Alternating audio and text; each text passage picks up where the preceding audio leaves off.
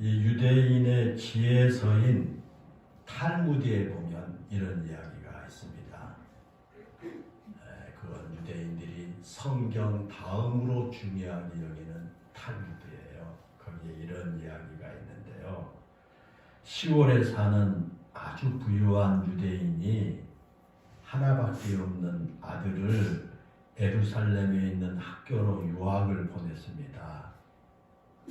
그런데 그 유대인은요, 아들이 유학을 가 있는 동안에 병이 결리게 되었고요.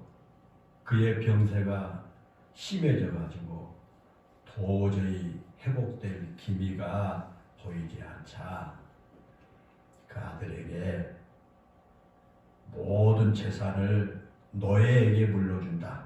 그 집에 노예가 있었는데 이 집의 모든 재산은 노예에게 물려준다. 내 아들은 재산 가운데 오직 한 가지만 선택할 수 있다 라고 하는 유서를 남기고 죽었어요. 세상에 생각해 보십시오. 그 많은 아버지의 재산을요 너에게 다 물려준다는 거예요. 그리고 내 아들은 한 가지만 택해라. 그렇게 유서를 남긴 거예요. 그리고 그 죄인인 그 유대인이 죽자 그 노예가요 자신에게 주어진 그 행운을 막 기뻐하면서 예루살렘으로 막 달려갑니다. 그리고 그 주인의 아들에게 아버지가 죽은 것을 알리고요 그 유서를 아들에게 전달합니다. 그러자 그 유서를 펼쳐본 아들이 그도 그럴 것이 아버지의 그 모든 재산을 다 하인에게 물려주고 자신에게는 오직 한 가지만 선택하라고 했다는 것이 도저히 믿어지지 않겠습니다. 여러분 같으면 그러지 않겠어요? 평소에 자신을 그렇게 사랑하셨던 아버지가 그래서 지금 예루살렘으로 유학까지 보낸 그 아버지가 그런 유서를 남겼다는 것이 정말 믿을 수가 없었습니다. 그런 일이 있고 난 후에 이제 고향으로 돌아온 그 아들이 아버지의 장례를 정성껏 치르고 나서 곰곰이 생각해 본 거예요. 그러나 아무리 생각하고 또 생각을 해봐도 아버지가 그런 유서를 쓰셨다는 것을 도저히 믿을 수가 없어요. 그래서 며칠을 고민하다가 그는 그 지역에서 지혜롭다고 알려진 랍비를 찾아가서 도움을 요청했어요. 자기 머리로는 도저히 이해가 안 되니까 그 지역의 유명한 랍비를 찾아간 거예요. 그러자 그 유서를 꼼꼼히 살펴보던 그 랍비가 하는 말이 당신의 아버지는 대단히 현명한 분이요. 그리고 당신을 무척 사랑하는 분입니다. 라고 했습니다. 그러자 그 아들이 이해할 수가 없잖아요. 그래서 그 랍비에게 모든 재산을 너에게 다 주고 하나뿐인 아들에게는 단 한 가지만 남기겠다는 유서를 쓴 분이 현명한 분이라니요. 아버지가 저를 사랑하신다면 어떻게 그럴 수가 있겠습니까? 그렇게 물었어요. 그러자 그 말을 듣고 있던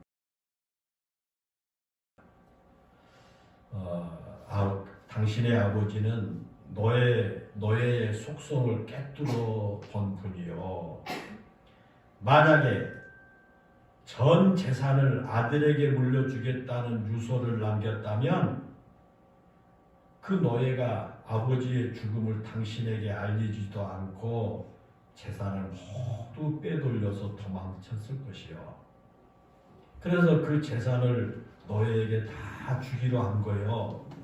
그렇게 되면 노예는 당신에게 아버지의 죽음을 알릴 것이고 재산도 자기 것이기 때문에 소중하게 그 재산을 관리하지 않겠소? 라고 그렇게 대답을 합니다. 그러나 아들은요, 아직도 그것이 왜 아버지의 현명한 선택이었는지 이해가 되지를 않습니다. 그래서 랍비에게 또 묻습니다. 하지만 그것이 저에게 무슨 이익이 된단 말이요? 그렇게 물으니까 랍비가 빙그레 웃으면서 하는 말이, 무릇 너의 모든 재산은 주인의 것이라는 사실을 모르고 아버지는 당신에게 원하는 것 하나를 선택하라고 하셨죠. 당신은 그 노예를 선택할 수 있단 말이요. 그러면 그 노예가 가지고 있는 모든 재산도 당신의 것이 될 것입니다. 그러니 얼마나 현명한 유언이요라고 하는 그런 말을 해주었다고 합니다. 여러분 무슨 말인지 알겠습니까? 아버지는 정말 현명한 사람이었습니다. 만약에 자신의 재산을 전부 자기 아들에게 물려준다면 아들이 그 없는 사이에 노예가 그 재산을 다 빼돌릴 수도 있습니다. 그런데 그 아버지는 노예에게 모든 재산을 물려주고 아들에게는 오직 하나만 선택할 수 있게 했기 때문에 그 노예를 선택하면 되는 거죠. 그 노예를 선택하면 이제 그 주인의 노예가 가지고 있는 모든 재산도 아들의 것이 된다라는 것이죠. 참 현명하죠. 그래서 이 탈무드는 아주 그 지혜가 기록된 그런 책이죠. 여러분, 제가 왜 이 이야기를 여러분에게 소개하고자 하느냐 하면, 탈무드에 나온 이 이야기는요, 단지 먼 옛날 유대 땅에서나 있었던 것이 아닙니다. 어쩌면 하나님께서 오늘 우리에게도 동일하게 말씀하십니다. 하나님은 하늘의 모든 보화를 우리에게 주시기를 기뻐하십니다. 모든 보화를 저와 여러분에게 주시기를 하나님 기뻐하십니다. 자녀인 우리가 하늘의 모든 보화를 상속받아 이 땅에서 그 보화를 누리며 살기를 하나님 원하십니다. 그런데 원수 마귀는 우리가 그 하늘의 보화를 누리지 못하도록 온갖 방법으로 유혹을 하며 방해합니다. 그럴 때 하나님께서 오늘 우리에게도 단 하나만 선택하라고 말씀합니다. 단 하나만 선택해라.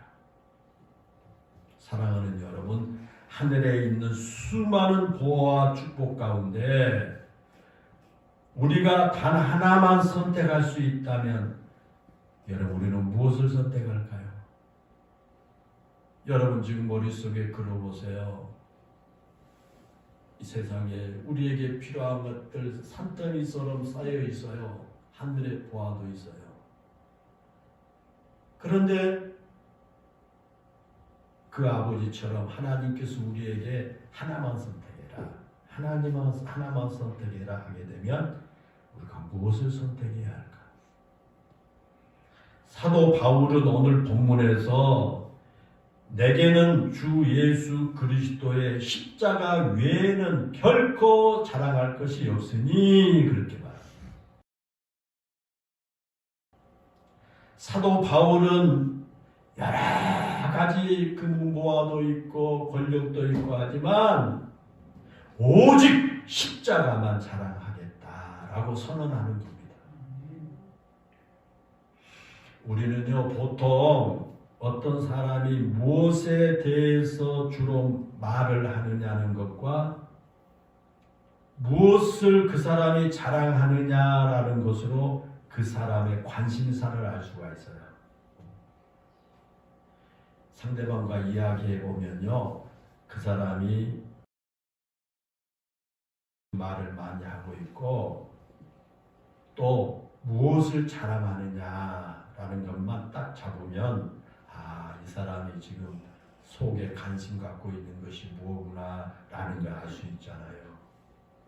예를 들면 운동을 좋아하는 사람을 만나면요, 그 사람은 늘 운동에 대한 이야기만 해요. 그리고 자신이 어떤 운동을 어떻게 잘하는지 그게 막 자랑해요.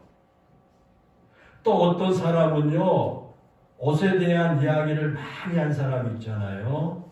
그런 사람은 최신 유행하는 옷이 어떤 것이고, 어떤 옷이 유행을 지났고, 어떤 옷을 입어야 맵시가 나는지에 대한 이야기를 많이 하면서 아주 센스 있게 옷을 입고 다니지요. 그런 사람은요, 옷에 대한 관심이 많은 사람이잖아요.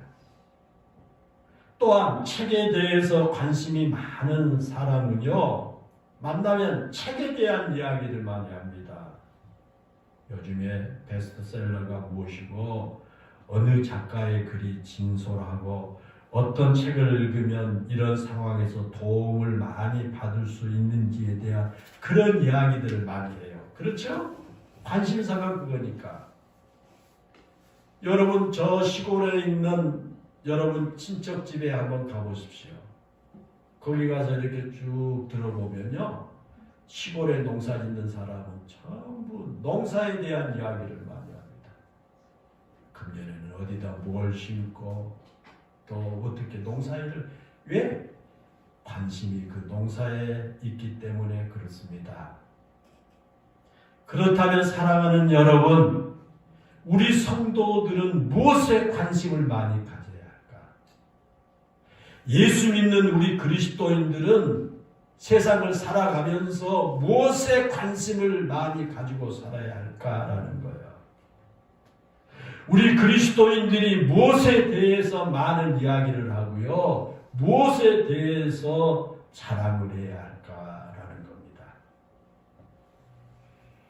우리가 이 신앙에 대해서 말을 많이 한다고 하면서도 사실은 우리의 신앙의 겉모습만 관심을 가진 채 살아가는 경우가 많아요. 우리 신앙의 외형적인 것에만 관심을 가져요. 예를 들면 교회나 성도들에 대한 말을 많이 한다고 하면서 그 내적 신앙에 대해서는 말하지 않고요, 교회의 어떤 문제나 외형적인 것들에만 관심을 가지고 말하는 경우가 우리 신자들 중에 많이 있잖아요.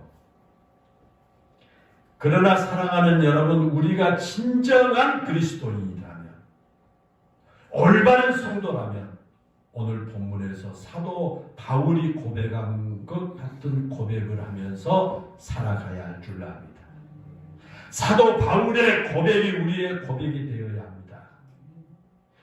우리의 자랑은 오직 십자가라는 고백을 하면서 살아가야 합니다. 나의 자랑은 오직 십자가라고 고백할 수 있어야 한다라는 것입니다. 예배당의 건물이 화려한 것은 결코 우리의 자랑거리가 아니에요. 내가 다니는 교회의 성도 수가 몇 명인가라는 것도 결코 우리의 자랑거리가 아닙니다. 오늘날 우리 한국의 그리스도인들 중에 보면요, 자기가 대형 큰 교회 다니면요, 그게 무슨 자랑거리가 된 것처럼 의시됩니다. 그리고 조그만 교회 다니는 성도들 보면 괜히 이상하게 그런 이 무시하는 그런 그 우쭐하는 그런 게 있거든요. 아니에요. 내가 몇 년 동안 신앙생활을 했고요, 내가 어떤 직분을 가지고 교회를 섬겼든지 그 모든 것은 결코 우리의 자랑거리가 될 수 없습니다. 그리고 내가 주일날 빠지지 않고 예배당에 나와서 예배를 드리는 것도요, 내가 많은 시간을 투자해서 기도하는 것도요, 결코 우리의 자랑거리가 되지 않습니다. 나는 주일 한 번도 안 빠져. 나는 이렇게 매일 이렇게 정한 시간 기도하고 나는 이렇게. 그게 우리 자랑거리가 아니다는 거예요. 우리의 자랑은 오직 예수 그리스도의 십자가뿐인 줄로 믿습니다. 이게 사도 바울의 오늘 본문의 고백이잖아요. 사도 바울이 오직 예수 그리스도의 십자가만 자랑하겠노라 그렇게 말한 이유가 있어요. 왜 사도 바울이 오직 예수 그리스도의 십자가만 내가 자랑하겠다 왜 그랬느냐? 오늘 본문은요, 사도 바울이 갈라디아 교회에 보내는 그 편지 중에 마지막 부분이에요. 갈라디아서가 6장까지 있잖아요. 그러니까 갈라디아서는 사도 바울이 갈라디아 교회에 보낸 편지인데 그 편지의 끝부분이에요. 그 11절과 12절에 보면요, 사도 바울이 그리스도의 십자가가 아닌 다른 것을 자랑하는 사람들에 대해서 이야기를 하거든요. 다른 사람들이 요즘 말로 말하면 그리스도인들이 예수 그리스도의 십자가는 말도 않고 그냥 막 다른 것을 막 자랑하는 거예요. 그 당시 갈라디아 교회에는요, 거짓 교사들로 인해서 많은 어려움을 겪고 있었어요. 그 교회 안에 거짓 교사가 들어와가지고 아주 성도들을 혼란스럽게 만든 거예요. 그 당시 갈라디아 교회는요, 거짓 교사들로 인해서 큰 그런 어려움을 겪은 때입니다. 그런 거짓 교사들의 특징 가운데 하나가 오늘 본문에 기록되어 있어요. 그 거짓 교사들의 특징이 뭐냐? 그것은요, 바로 육체의 모양을 내려고 한다는 거예요. 육체의 모양을 내려고 하는 것이 거짓 교사들의 특징이에요. 다른 사람에게는 율법을 지켜야 한다고 막 강요하면서도요, 자신들은 율법을 지키지 않는 사람들이에요. 딴 사람한테는 율법을 지켜야 합니다. 하나님의 그 율법을 잘 지켜야 우리가 구원받습니다. 라고 하면서 자기들은요, 실질적으로 잘 안 지킨 거예요. 여기서 육체의 모양을 내려고 한다라는 것은요, 거칠에만 신경을 쓴다 그런 뜻이에요. 그리고 거칠에라고 하는 것은요, 단순히 우리 육체의 예모만을 의미하는 것이 아니에요. 신앙의 외적인 요소를 포함하는 말이에요. 사도 바울은 빌립보서 3장에서요, 자신의 신앙적인 그 거칠에에 대해서 말합니다.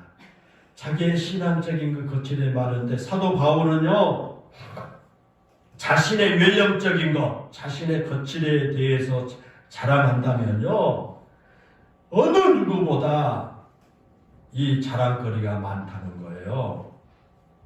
자기의 그 외형적인 그 거칠에를 자랑한다면요, 자신은 어느 누구 앞에서도 당당하게 자랑할 것이 굉장히 많은 그런 사람이었어요.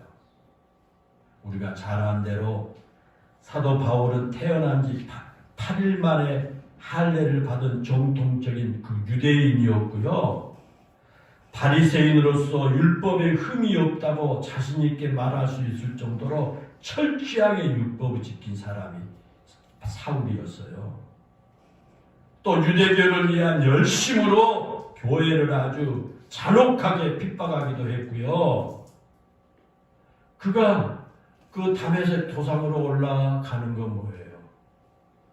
예수 그리스도를 믿는 사람들을 잡으러 가지 않습니까? 철저하게 율법을 지켰던 사람이에요. 그러한 자신에 대해서 말하면서 사도 바울은 그 모든 것을 배설물로 여긴다고 고백하잖아요. 거짓 교사들이 자랑하는 그런 모든 것들, 자기가 외형적으로 자랑할 만한 그런 모든 것들은 배설물로 여긴다는 거예요. 왜 그러느냐? 복음 안에 사는 자신에게는 그런 외형적인 것들이 결코 도움이 되지 않았기 때문이에요. 그가 다메섹 도상에서 복음 예수 그리스도를 만나고 난 후에는 자기가 옛날에 막 자랑하고자 했던 그런 모든 것들이 그게 아무것도 아니다 라는 것을 그가 고백한 겁니다.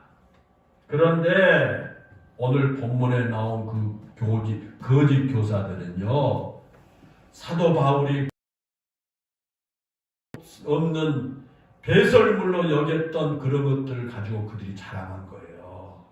그것들을 자랑하고 그것들을 말하고 막 그런 거예요. 사도 바울이 배설물로 여기고 버렸다고 말한 것들을 보면요, 오늘날 우리가 살아가는데 너무나 중요한 것들이에요. 사도 바울이 그거 배설물로 우리 그 화장실에 있는 그런 배설물로 여겼다고 하는 것이요, 오늘 우리에게요 너무너무 살아가는데 중요한 것들입니다. 한마디로 말하면요, 사도 바울은 금수저를 입에 물고 태어난 사람이에요. 왜? 사도 바울이 태어나면서부터 로마 시민권을 가졌거든요.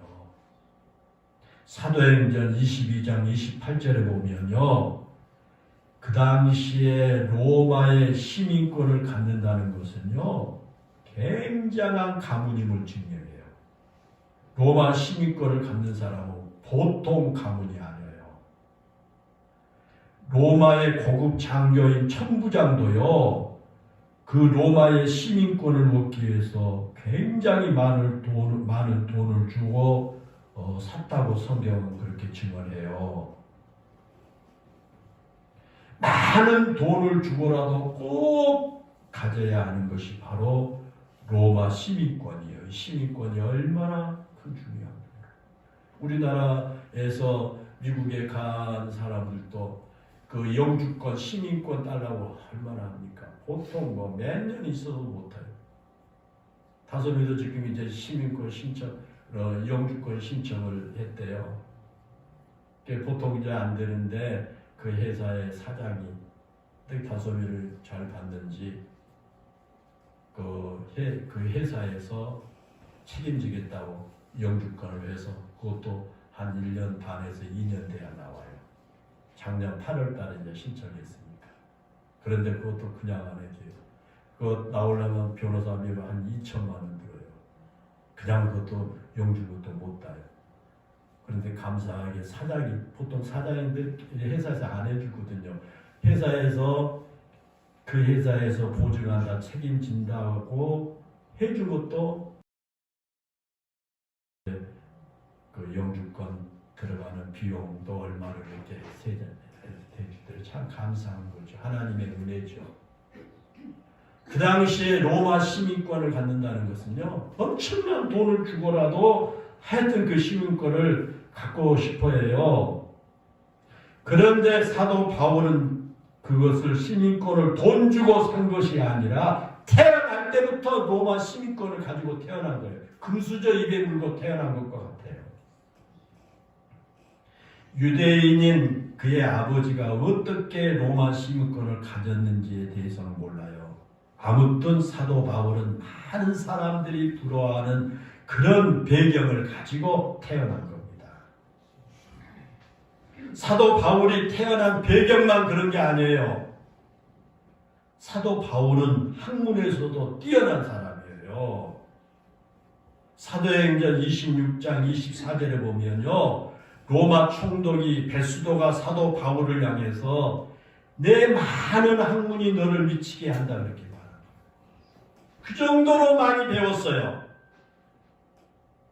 사도 바울은 주변 사람들에게 그렇게 공부를 많이 한 사람으로 인정을 받고 있는 거예요.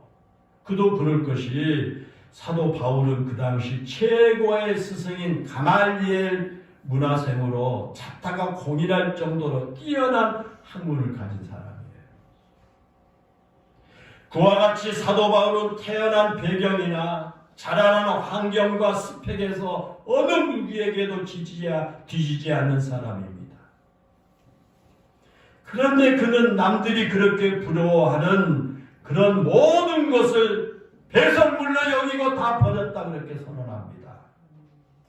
여러분 왜 그랬을까요? 사도 바울이 그런 것들보다 더 좋은 것을 발견했기 때문입니다. 그것은 바로 십자가입니다. 십자가가 그 모든 것보다 더 좋은 것입니다. 사랑하는 여러분, 그렇다면 저 십자가가 무엇이기에 사도 바울로 하여금 세상 사람들이 그렇게 부러워하는 자신의 모든 것을 다 버리게 만들었을까?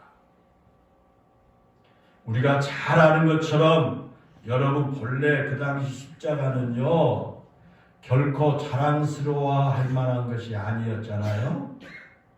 그 당시 십자가는요 가장 흉악한 범죄를 저진 사람을 처형하는 사형특이었지 않습니까? 이집트와 고대 동방에서 사용하던 공개 사형의 한 방법이 십자가였어요. 십자가가 그와 같이 사형의 한 방법이었기 때문에 십자가는 저주의 상징이에요. 그래서 그 당시 사람들이 십자가를 보면요 돌아가요. 십자가를 보면 침 뱉고 돌아갑니다. 그런데 이 땅에 메시아로 오신 예수님께서 그 십자가를 지시고 죽으셨습니다. 죄가 없으신 예수님께서 십자가에 죽으신 것은요 우리의 죄를 용서하기 위한 하나님의 방법이었습니다. 그래서 우리는 십자가를 사랑하고 십자가를 자랑한 겁니다. 예수님이 십자가를 지시고 난 이후부터 십자가는 우리 그리스도인들의 사랑의 대상이요 우리 그리스도인들의 최고의 자랑입니다. 사도 바울이 자신이 가진 모든 거칠애보다 그 십자가를 자랑하노라고 말한 이유가 바로 거기에 있습니다. 아시겠어요? 십자가는 우리에게 우리의 죄를 용서해 주신 하나님의 사랑의 상징이기 때문입니다. 그 십자가 위에서 예수님께서 우리를 대신해서 우리 죄를 대신 지시고 죽으시고요. 우리를 살리신 구원의 상징이기 때문에 그 십자가보다 중요한 것은 없다고 말해요. 만약에 예수님께서 그 십자가에서 죽임을 당하지 않으셨다면 우리는 여전히 죄 가운데 있을 거예요. 우리가 아무리 발버둥을 치고 그래도 우리는 지금도 죄 가운데 있을 것입니다. 죄로 인해서 우리 죽음의 길을 가고요. 그 죄로 인해서 이 세상에서 이런 고생하다가 영원한 형벌을 받는 그런 존재가 되고 말 거예요. 그런데 하나님께서 우리 예수님의 십자가를 통해 우리를 구원해 주셨습니다. 그래서 십자가가 구원의 상징입니다. 그래서 교회에 십자가를 걸어놓고요. 십자가를 어떤 사람들은 배지로 차고 다니고 차 안에 십자가를 그렇게 하고 다니고요. 고린도전서 1장 18절에 보면 십자가의 도가 멸망하는 자들에게는 미련한 것이요 구원을 받는 우리에게는 하나님의 능력이라 그랬습니다. 사랑하는 여러분, 그렇습니다. 세상의 방법과 세상의 논리로 생각하면 십자가는 지극히 미련한 겁니다. 범죄자를 사형시키는 그 저주의 십자가가 어떻게 우리의 죄를 용서하고 죄인인 우리를 구원하겠습니까? 세상의 논리로는 이해가 되지 않습니다. 그런 십자가를 바라보며 구원을 확신하는 우리 그리스도인들을 향해 이 세상 사람들은 바보 같다, 어리석다고 말할 것입니다. 그러나 여러분, 십자가를 통해 구원을 받는 우리는 그 십자가가 하나님의 구원을 우리에게 주신 능력임을 잘 압니다.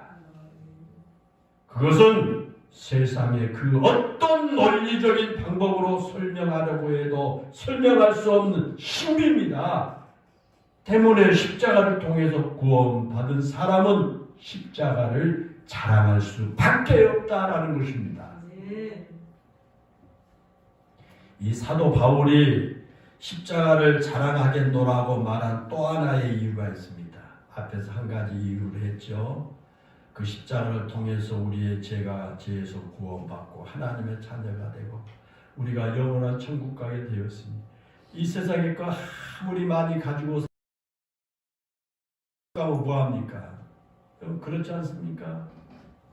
이 세상에 거 아무리 세상에 몇천억을 가지고 산다고 할지라도요, 그거 몇천억 가지고 산다고 단 사람 그 밥 한 그릇 먹을 때 두 그릇을 먹을 수 있으니까 몇천억을 가지고 산다고 뭐 할지 거기다가 뭐 옷을 그냥 막 금은보화로 꾸미고 다닌다고 그게 그거 늙지 않습니까?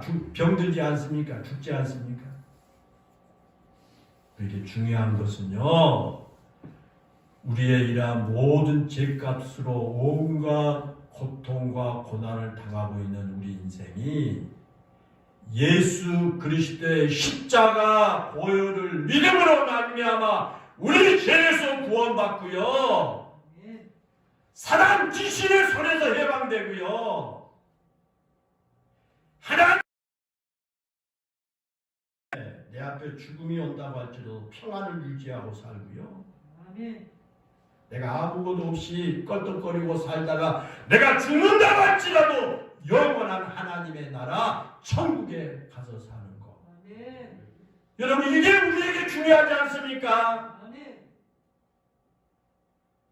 그게 십자가, 예수 그리스도의 십자가를 통해서 그런 것이 이루어졌기 때문에 우리는 그 십자가를 최고의 것으로 우리가 자랑할 수 있다라는 거예요.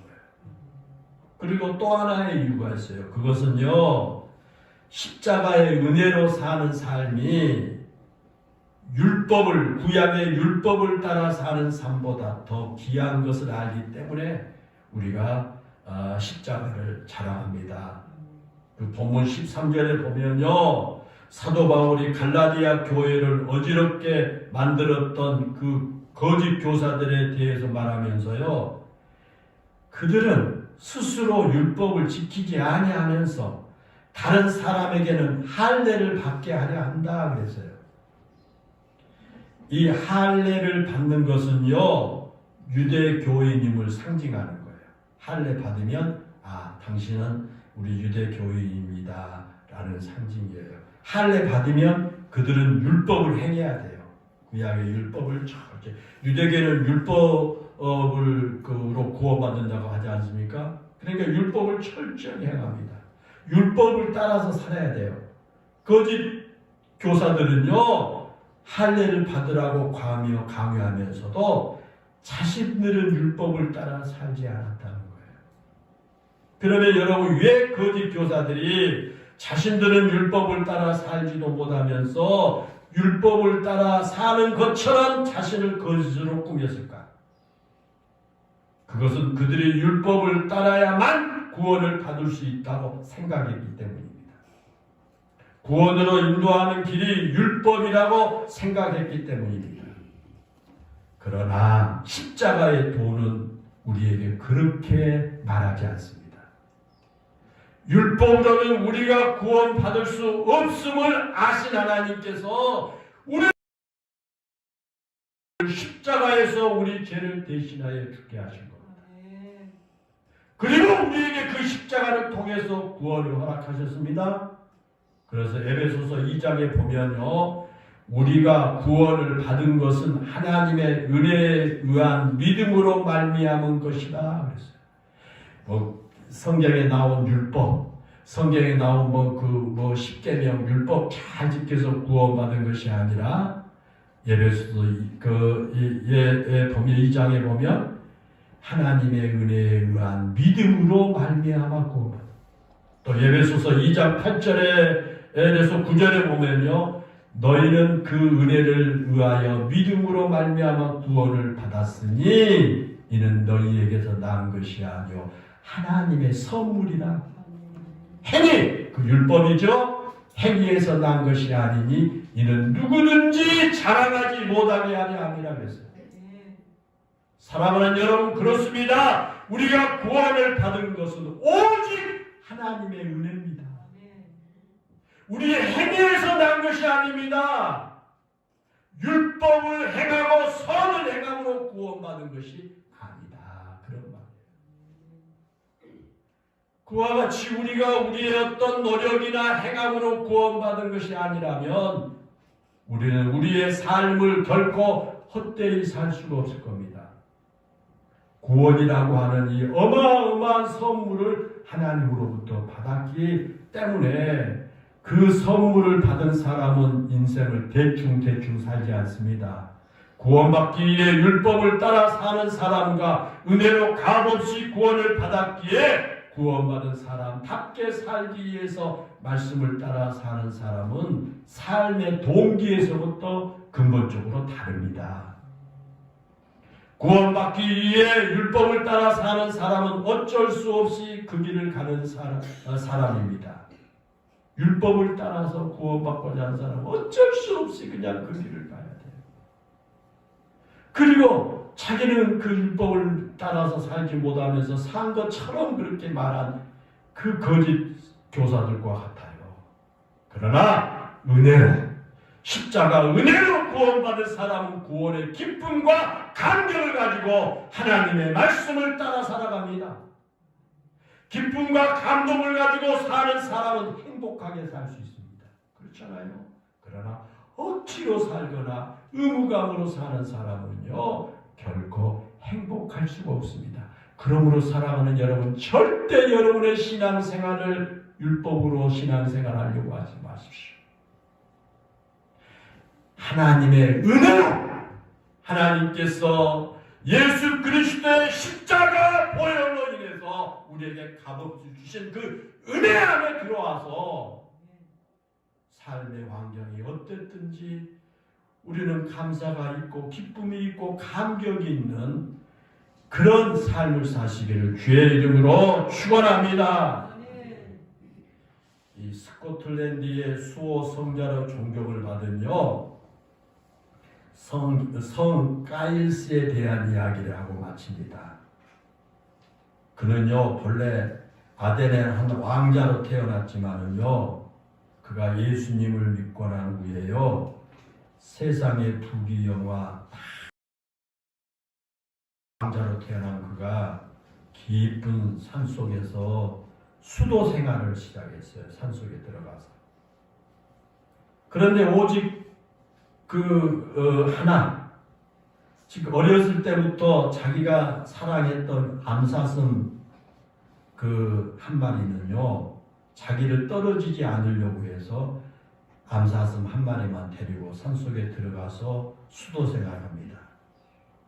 그래서 산에 가서 다닐 때도 그 암사슴과 함께 다니고요, 또 그 암사슴의 젖을 짜서 먹고 풀뿌리와 나무 껍질 벗겨서 그것을 먹으면서 기도하면서 수도 생활을 했습니다. 그러던 어느 날 프랑스의 왕이 깊은 그 산속에 들어가서 사냥을 하게 되었는데요, 바로 그 까일스가 수련하던 곳이었어요. 그런데 프랑스의 그 왕이 구고대에 있는 골짜기 바위 아래에 사슴 한 마리가 있어요. 그래서 그걸 보고 그 사슴을 향해서 활을 이제 겨누고 쏘았어요. 그때 성 까일스가 조용히 묵상 기도를 하다가 이상한 소리를 듣고 나서 얼른 눈을 떠보니까 화살이 자신의 사랑하는 그 암사슴을 향해서 화살이 날라오는 거예요.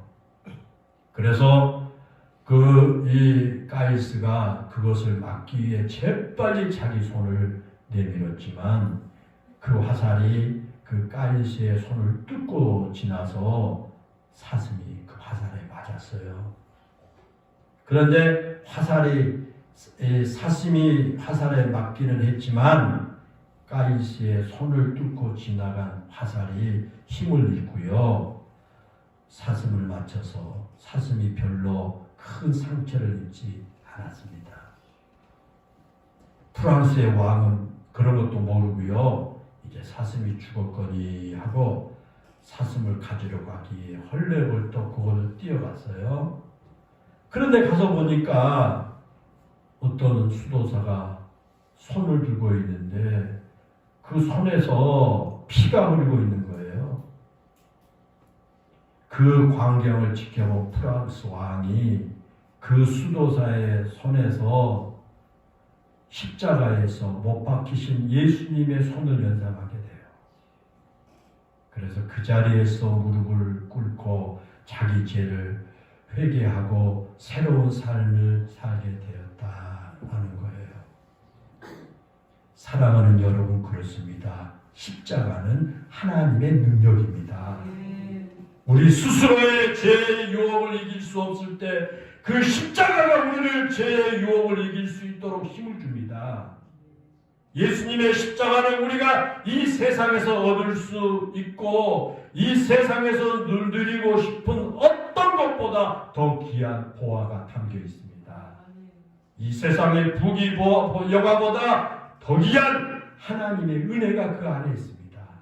세상이 주는 행복보다 더 큰 행복이 그 십자가 안에 있습니다. 세상을 넉넉히 이길 수 있는 힘도 십자가에 있습니다. 때문에 우리의 눈이 십자가에서 멀어져서는 안 됩니다.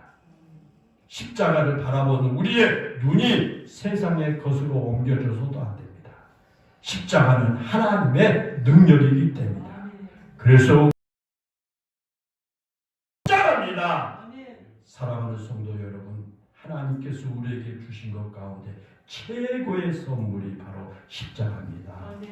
우리가 가지고 있는 것을 다 잃더라도 결코 포기할 수 없는 것이 있다면 그것은 바로 십자가입니다. 그래서 모든 것 다 버리고 오직 하나만 선택한다면 우리는 당연히 십자가를 선택해야 할 것입니다. 우리의 최고의 자랑은 십자가이기 때문입니다. 기도하겠습니다. 은혜롭고 감사하신 아버지 하나님, 사도 바울의 고백이 우리 영일교회 모든 성도들의 고백이 되게 해 주옵소서. 우리에게 바라보고 우리의 삶 주변에 여러 가지 금은보화가 있고 필요한 것들이 많이 있지만 사도 바울처럼 내가 자랑할 것은 오직 십자가다. 예수 그리스도의 십자가다.